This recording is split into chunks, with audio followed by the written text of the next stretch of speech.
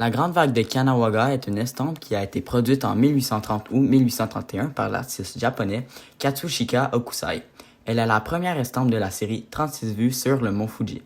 Il existe plusieurs exemplaires de cette œuvre à travers le monde, notamment au musée Guimet, au Metropolitan Museum of Art, au British Museum ainsi qu'à la Bibliothèque nationale de France. Cette œuvre est digne d'une immense influence pour plusieurs raisons.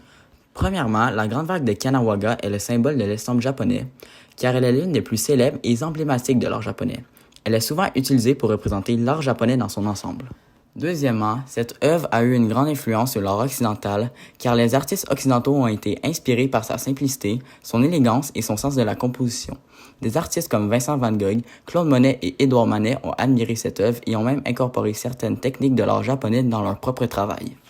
Troisièmement, l'image véhiculée par l'œuvre, soit la vague avec sa forme puissante et menaçante qui surplombe les canaux comportant des humains, est devenue un symbole incontesté de la puissance de la nature sauvage et de son caractère indomptable. Quatrièmement, cette estampe est l'une des plus emblématiques de l'ukiyo-e, une technique d'estampe japonaise qui utilise plusieurs blocs de bois pour créer une image complexe avec plusieurs couleurs. Cette technique a largement été utilisée dans l'estampe japonaise et l'œuvre a grandement influencé l'art occidental, notamment l'art nouveau.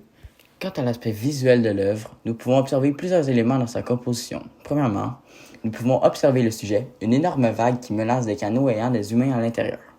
Nous pouvons également voir une plus petite vague qui est superposée devant la vague principale. De plus, nous pouvons voir le mont Fuji sur un fond de nuages gris, qui signifie que la montagne est très loin et en arrière-plan. Quant au ciel, nous pouvons voir que le ciel est très foncé et en arrière-plan, et que celui-ci s'éclaircit plus il se rapproche de la vague. Finalement, nous pouvons voir une écriture japonaise en haut à gauche, ce qui est le nom de l'œuvre et la signature de l'artiste. Pour produire cette estampe, Hokusai a utilisé un format de papier Oban, soit environ 26 cm par 38 cm. Comme dit auparavant, la Grande Vague de Kanawha est une estampe ukiyo-e, c'est-à-dire que c'est une estampe imprimée sur papier.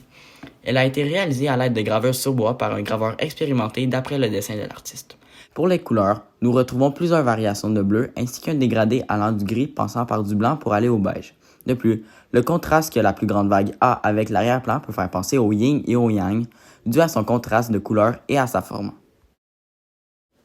J'ai découvert cette œuvre grâce à un projet que j'ai fait sur cette toile en secondaire 2 où nous devions commenter des œuvres d'art. Quant à mon appréciation de cette œuvre, je trouve que l'estampe dégage un message extrêmement important que la nature l'emportera toujours sur l'être humain. En effet, en regardant cette œuvre, je ressens une sensation d'infériorité puisque la vague est sur le point de détruire les canaux et que les personnes sont totalement impuissantes face à cela.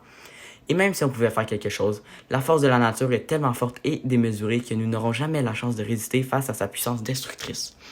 Il s'agit vraiment du sujet de l'estampe, soit la vague qui menace des humains, qui m'interpelle et qui me parle.